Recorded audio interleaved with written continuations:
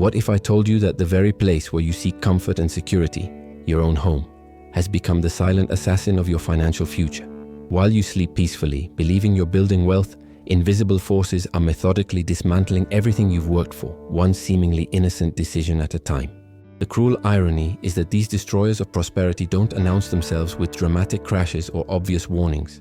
They masquerade as necessity, convenience, and even wisdom itself.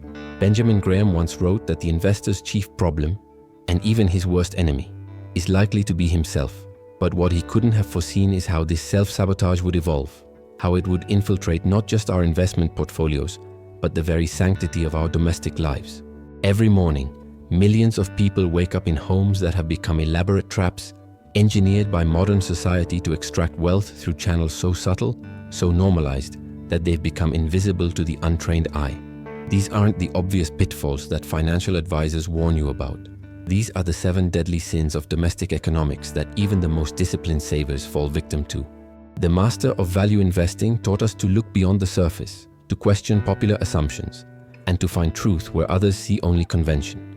Apply this same penetrating analysis to your daily domestic routines, and you'll discover a terrifying reality.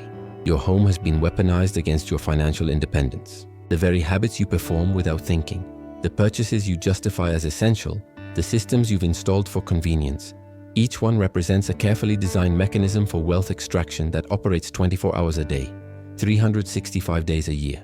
Consider this unsettling truth.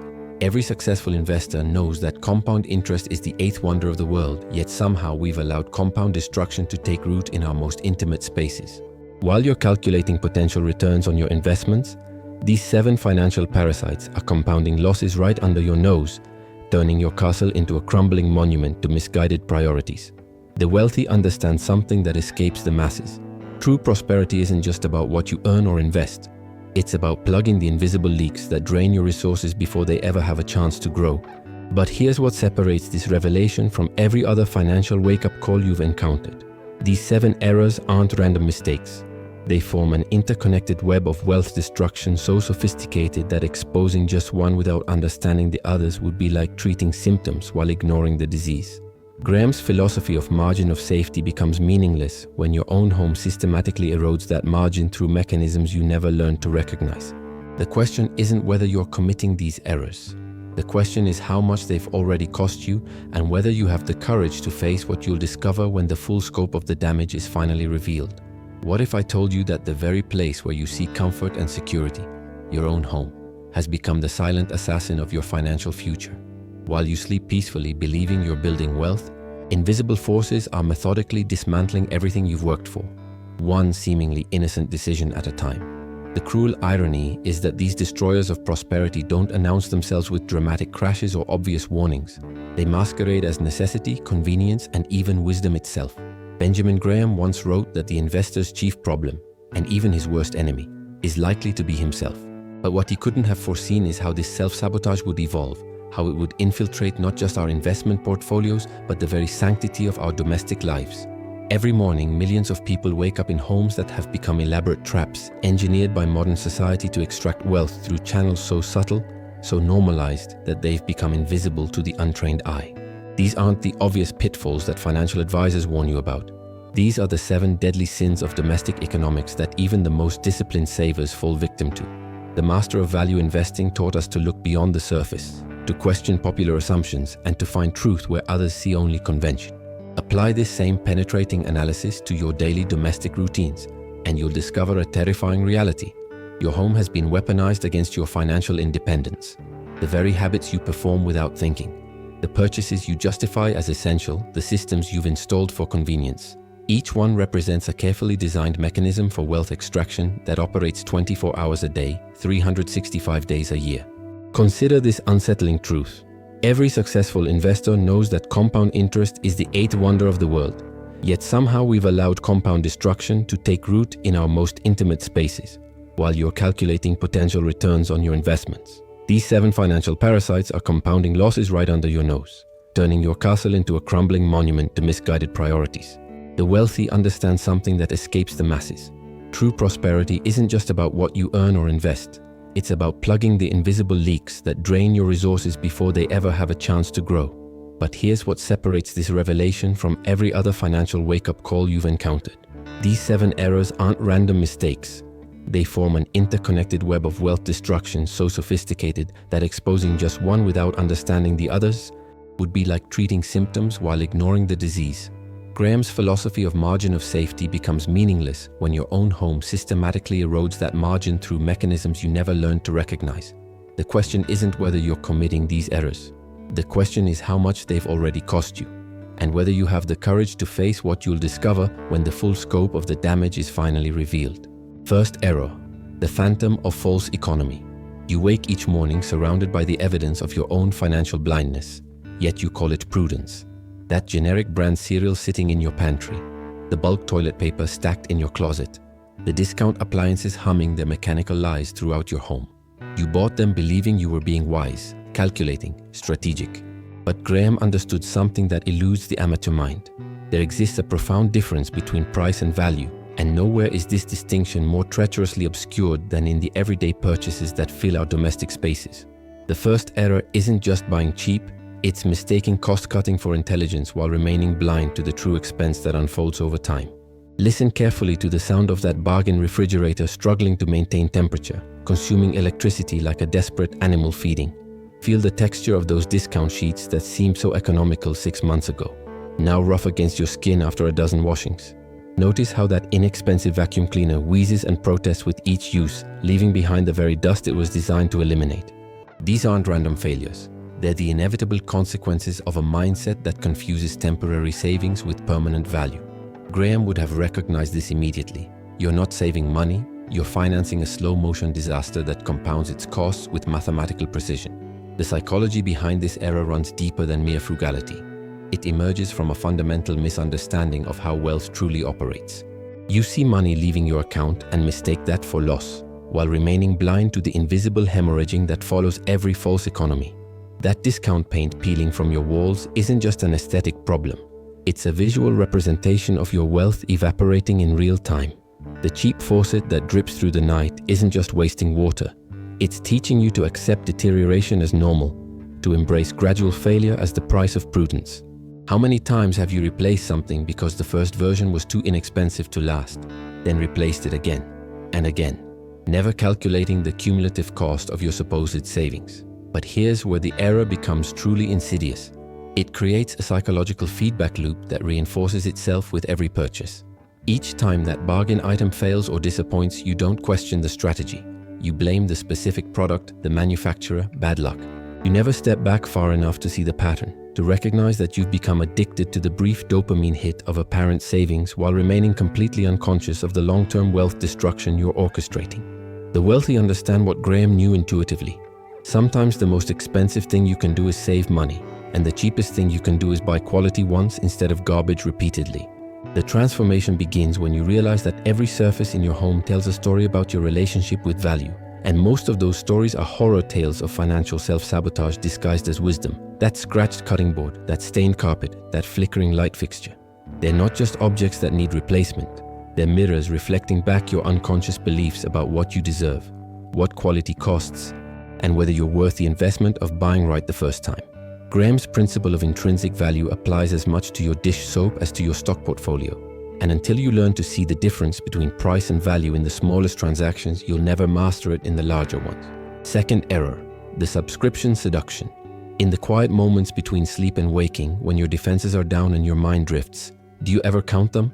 Those monthly charges that slip from your account like whispers in the dark, so small individually that they barely register as pain, yet collectively they represent one of the most sophisticated wealth extraction systems ever devised. The second error isn't about any single subscription. It's about the psychological architecture that makes you vulnerable to the death by 1,000 tiny cuts, each one justified, rationalized, and ultimately forgotten until it becomes part of the invisible background noise of your financial life. Graham warned us about the dangers of following the crowd, about the market psychology that leads investors to make decisions based on emotion rather than analysis. The subscription economy operates on the same principle, but with surgical precision. It targets not your greed or fear, but your desire for convenience, your aversion to missing out, and your fundamental inability to accurately calculate the long-term cost of small recurring expenses. That streaming service you signed up for during the pandemic, the meal kit that seemed so reasonable when you were busy, the software subscription that promised to organize your life, each one represents a moment when you traded future wealth for present convenience, often for products and services you barely use. But the true genius of this system lies not in the individual charges, but in how they train you to stop thinking about money as something that requires active management. You become conditioned to accept that money will simply flow out of your account automatically, that this is normal, modern, even sophisticated. You start to believe that successful people don't concern themselves with small expenses, that focusing on tiny monthly charges is somehow beneath you. This is exactly the kind of thinking that separates the masses from those who understand wealth. The wealthy become wealthy precisely because they never stop being conscious of where their money goes, no matter how small the amount. Consider the mathematics of this psychological manipulation. A $20 monthly subscription costs you $240 per year. But that's not the real cost. The real cost is what that $240 could become if invested at a reasonable return over time. Compound that over a decade, and you're looking at thousands of dollars. Multiply that by the average American subscription load: streaming services, software, beauty boxes, fitness apps, cloud storage, meal plans, and you're witnessing the systematic transfer of wealth from the unconscious many to the calculating few. Graham would have been fascinated by this phenomenon. The creation of a market where the product being sold isn't entertainment or convenience, but the gradual erosion of your ability to think clearly about money. The psychological hook goes deeper than convenience. It taps into your identity, your aspirations, your secret beliefs about who you're supposed to be. That meditation app subscription isn't just about meditation. It's about the person you imagine you'll become if you just had the right tools. The premium music service isn't just about avoiding ads. It's about maintaining your self-image as someone who deserves the best experience. The cloud storage you never quite fill isn't just about data backup. It's about the security blanket of knowing you're prepared, responsible, forward-thinking. Each subscription becomes a small monthly payment toward an idealized version of yourself that exists more in your imagination than in reality, and the companies behind these services understand this psychology better than you understand your own motivations. Third error, the energy vampire. Walk through your home right now and listen, truly listen, to the symphony of consumption that plays 24 hours a day, 7 days a week. That subtle hum of appliances in standby mode, the whisper of air conditioning adjusting to maintain precise temperatures in rooms no one occupies, the gentle glow of LED indicators on devices that serve no active purpose yet continue to draw power like electronic vampires feeding on your financial bloodstream. The third error isn't about using energy.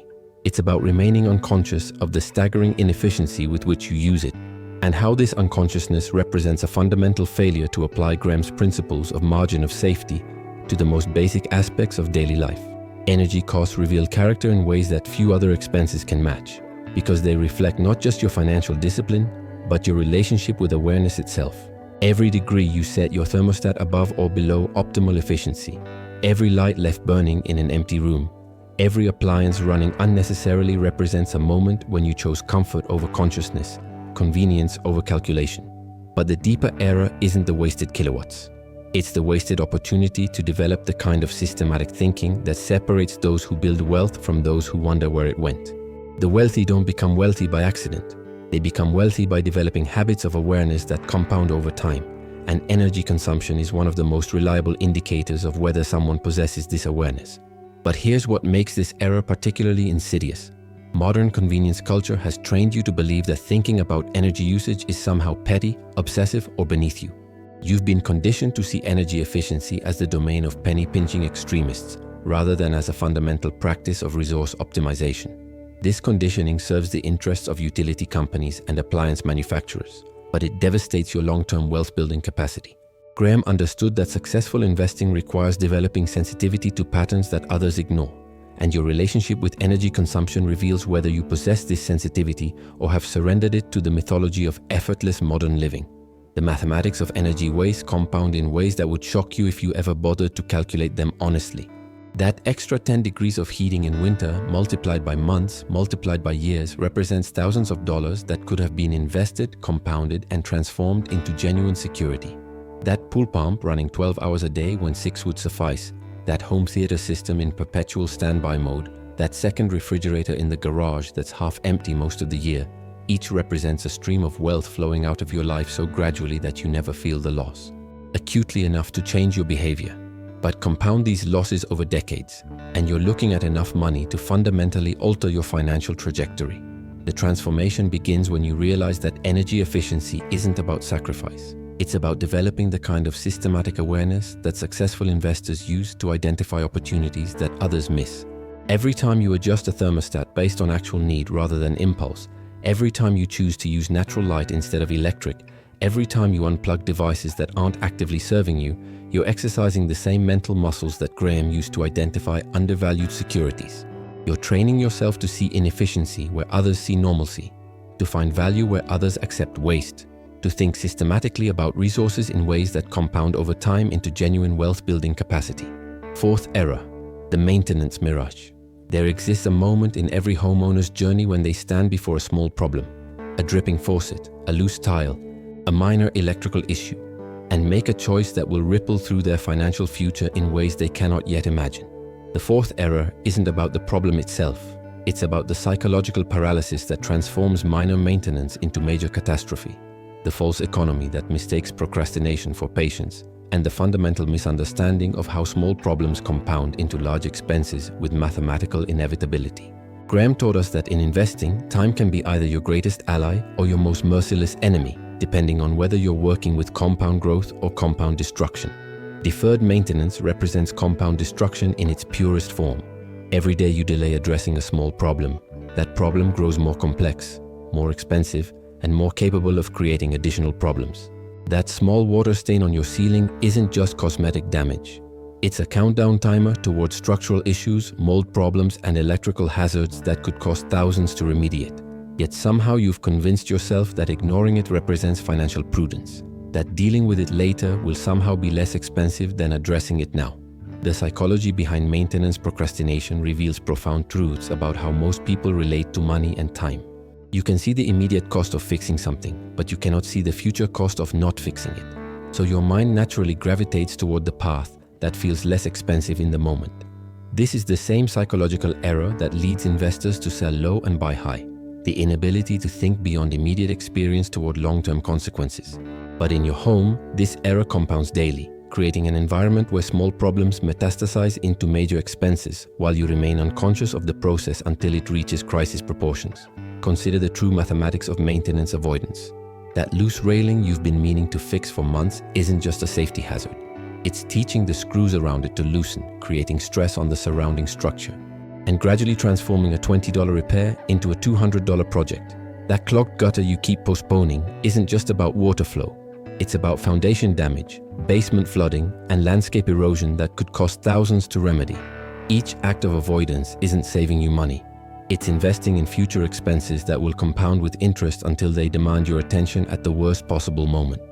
But the deepest level of this error involves how maintenance procrastination shapes your relationship with ownership itself. When you live surrounded by things that need attention but don't receive it, you're training yourself to accept deterioration as normal, to tolerate dysfunction as the price of home ownership, to see your living space as a source of problems rather than an asset that protects and appreciates. This psychological conditioning doesn't stay contained within the realm of home maintenance. It seeps into every area of your financial life, teaching you to accept gradual loss as inevitable, to postpone important decisions until crisis forces your hand, and to mistake reactive management for strategic thinking. The transformation happens when you begin to see maintenance not as an expense but as an investment in preservation. Preservation of value, preservation of function, and preservation of the psychological environment that supports clear thinking about money. Every small repair completed promptly isn't just fixing a problem. It's practicing the kind of proactive thinking that wealthy individuals use to identify and address issues before they become expensive. It's developing sensitivity to early warning signals, respect for preventive action, and understanding of how small consistent efforts compound into major long-term benefits. Fifth error, the convenience conspiracy. In the fluorescent lit aisles of modern commerce, a war is being waged for your financial soul, and you don't even realize you're a casualty. The fifth error reveals itself not in dramatic moments of overspending, but in the 1,000 tiny surrenders to convenience that collectively represent one of the most sophisticated wealth extraction systems ever devised. Every pre-cut vegetable, every single-serve package, every delivered meal, every service that promises to save you time represents a moment when you traded future wealth for present convenience, often without calculating the true cost of that exchange. The convenience economy operates on a principle that Graham would have recognized immediately. It profits by exploiting the gap between what things cost and what people are willing to pay for them, but with a psychological twist that makes the exploitation nearly invisible. That bottle of water you buy instead of filling a reusable one, that prepared meal you purchase instead of cooking, that laundry service you use instead of washing your own clothes. Each transaction seems reasonable in isolation, but collectively they represent a systematic transfer of wealth from your future self to corporate shareholders who understand human psychology better than you understand your own spending patterns. But the true genius of the convenience conspiracy lies in how it reframes your relationship with time and effort. You've been conditioned to believe that your time is so valuable that paying premium prices for convenience is actually a sophisticated financial strategy. This is a particularly insidious form of self-deception because it allows you to feel smart and successful while systematically impoverishing yourself. The wealthy understand what you've forgotten. Time spent on activities that build skills, save money, or create value is never wasted, regardless of how much money you theoretically earn per hour. The calculations that justify convenience spending almost always ignore the learning, the satisfaction, and the long-term savings that come from developing competence in basic life skills. Consider the mathematics of convenience culture. The daily coffee shop visit isn't just about caffeine. It's about the compound cost of choosing convenience over capability. $5 per day, multiplied by working days, multiplied by years, represents tens of thousands of dollars that could have been invested for your future security. But the cost goes deeper than money. It's about the gradual erosion of your ability to provide for yourself, to find satisfaction in simple tasks, to build the kind of resilience that comes from knowing you can meet your basic needs without relying on external systems. Each convenience purchase makes you slightly more dependent, slightly less capable, and slightly more vulnerable to the economic forces that profit from your helplessness. The psychological hook of convenience culture connects directly to your deepest fears about time, status, and competence. That grocery delivery service isn't just about avoiding the store, it's about maintaining your self-image as someone whose time is too important for mundane tasks. That meal kit subscription isn't just about dinner, it's about avoiding the admission that you haven't developed basic cooking skills. That lawn service isn't just about avoiding physical labor, it's about projecting an image of success that requires continuous financial input to maintain. Each convenience becomes a small monthly payment toward an identity that exists more in your imagination than in your bank account. The transformation begins when you realize that convenience isn't just about time. It's about the kind of person you're becoming through your daily choices.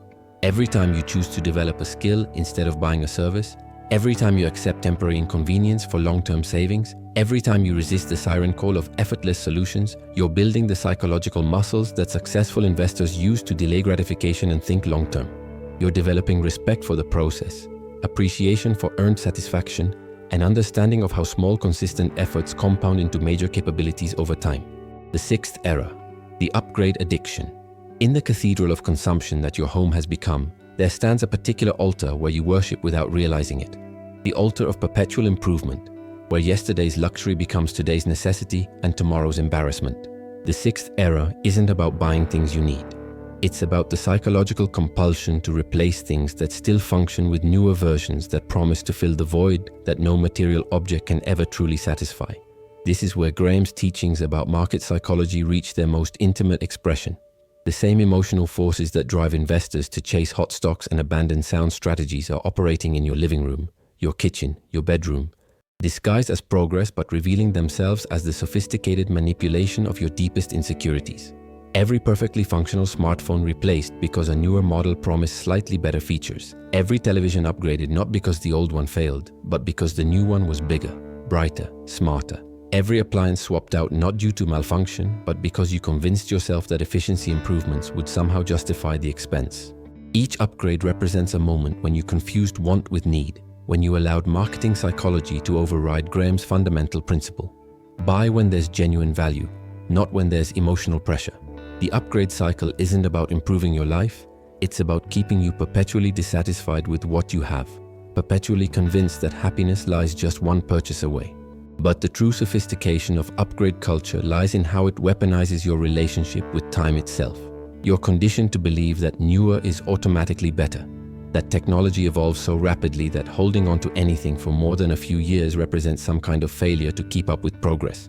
This artificial urgency creates a psychological environment where you never allow yourself to fully enjoy what you own because you're always anticipating what comes next. Graham would have recognized this immediately as the same mentality that destroys investors: the inability to be satisfied with good enough, the constant searching for something better, the fear that staying put means falling behind. The mathematics of upgrade addiction compound in ways that would horrify you if you ever calculated the true cost. That smartphone you replace every 2 years instead of every 4 doesn't just cost the difference in price. It costs the compound growth of the unnecessary expenditure over decades. That kitchen remodel you undertook not because anything was broken, but because you wanted the latest design. Trends represents capital that could have been invested in assets that actually appreciate rather than depreciate. But beyond the financial cost lies the psychological cost. Each unnecessary upgrade trains you to be dissatisfied with sufficiency, to mistake consumption for progress, to believe that your worth is somehow tied to the newness of your possessions. The liberation comes when you realize that the most successful people, the ones who actually build lasting wealth, are often the ones driving older cars, using older phones, living with furniture that still functions perfectly despite not being the latest style. They understand what Graham knew. The goal isn't to have the newest things, but to deploy capital in ways that create genuine long-term value.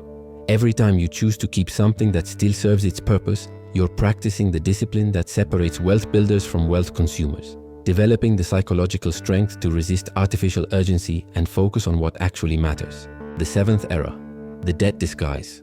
In the shadowed corners of your financial consciousness, where you keep the thoughts you'd rather not examine too closely, lives the most dangerous era of all, the one that transforms your home from a sanctuary into a prison, your comfort into a chain, your dreams into obligations that stretch beyond the horizon of your natural life. The seventh era isn't about borrowing money. It's about the psychological alchemy that transforms debt into normalcy, that makes servitude feel like ownership, that convinces you that paying interest is somehow an investment in your future rather than a mortgage on your freedom. Graham understood that in markets, the greatest opportunities often appear when others are most fearful, and the greatest dangers when others are most confident. Apply this wisdom to your domestic financial decisions, and you'll discover that we live in an era of unprecedented confidence about debt. Confidence that has been carefully cultivated by institutions that profit from your perpetual payments. Your home equity line of credit isn't financial flexibility. It's a trap disguised as opportunity. That furniture you're financing at 0% interest isn't a smart deal. It's psychological conditioning that makes you comfortable with obligations that extend far beyond your current enthusiasm for the purchase. Each monthly payment you make represents wealth that could have been building your future, instead being transferred to someone else's prosperity. But the sophistication of modern debt culture goes far deeper than simple borrowing. It operates by gradually expanding your definition of what constitutes acceptable monthly obligations until you can no longer imagine life without multiple streams of money flowing out of your account to service things you've already consumed. The car payment becomes normal, then the furniture payment, then the exercise equipment payment, then the home improvement payment, until your entire financial life becomes a complex orchestration of obligations that you mistake for adult responsibility. This isn't financial maturity. It's financial captivity dressed up in the language of opportunity and convenience. The true cost of debt disguise isn't just the interest you pay or even the principal you owe. It's the psychological transformation that occurs when you become comfortable with permanent obligation. Each debt payment trains you to accept that your future labor belongs to your past decisions, that freedom is something you might achieve eventually rather than something you could choose today. It changes how you think about risk, about opportunity, about your own worth. When your income is already committed to servicing existing obligations, you lose the flexibility to invest in genuine opportunities, to take calculated risks, to build the kind of wealth that provides real security rather than the illusion of ownership. The awakening happens when you realize that every payment you make to service consumer debt is a vote for a future where you own less and owe more, where your energy goes toward maintaining your past choices rather than creating new possibilities. Graham's principle of margin of safety becomes impossible when your finances are structured around permanent obligation rather than accumulated assets. The wealthy understand what debt culture obscures. True ownership means having the freedom to say no, to change direction, to invest in opportunities when they appear. And you cannot have that freedom when your future income is already spoken for by your past consumption. Standing here at the end of this journey through the shadows of domestic finance, you might feel the weight of recognition settling in your chest like morning fog, dense, pervasive, impossible to ignore. These 7 errors weren't abstract concepts happening to other people in other homes. They were mirrors reflecting back the countless small decisions that have shaped your daily existence, the unconscious patterns that have been quietly sculpting your financial destiny while you believed you were simply living your life. The discomfort you feel isn't judgment, it's awakening, the first stirring of consciousness in a mind that has been sleepwalking through choices that compound into consequences far greater than their individual moments would suggest. Graham taught us that the market is most dangerous when it feels most normal, when destructive patterns become so commonplace that we mistake them for wisdom itself. Your home has become that market, a place where wealth destruction masquerades as modern living, where surrender disguises itself as sophistication, where the systematic erosion of your financial future presents itself as the natural order of things. But recognition is the first step toward transformation, and you now possess something most people never develop: awareness of the invisible mechanisms that have been operating in your most intimate spaces, converting your sanctuary into a machine for extracting the very security you thought you were building. The path forward isn't about dramatic changes or extreme measures. It's about applying Graham's patient, methodical approach to the smallest details of daily existence, developing the same analytical clarity in your living room that successful investors bring to their portfolios. Every choice becomes an opportunity to practice the discipline of thinking long-term, of choosing substance over appearance, of building genuine value rather than maintaining comfortable illusions. The 7 errors transform from unconscious patterns into conscious decisions, from invisible forces into tools for building the kind of life that supports your deepest aspirations rather than undermining them. But perhaps the most profound realization is this: the same principles that Graham used to identify undervalued securities can be applied to identify the undervalued potential of your own life, the wasted resources that could be redirected, the inefficiencies that could be optimized, the unconscious habits that could be transformed into conscious practices that compound over time into genuine prosperity. The wealthy don't become wealthy by accident. They become wealthy by developing sensitivity to patterns that others ignore, by making decisions based on long-term consequences rather than immediate impulses, by understanding that true security comes not from what you consume, but from what you preserve and grow. If this resonates with something deep in your understanding, if you feel the pull toward a different relationship with money and home and the choices that shape your days, then take a moment to let this community know by sharing your thoughts below. Subscribe to join others who are choosing consciousness over comfort, who understand that the most important investments aren't found in markets, but in the daily practices that either build or destroy the foundation of everything else we hope to achieve.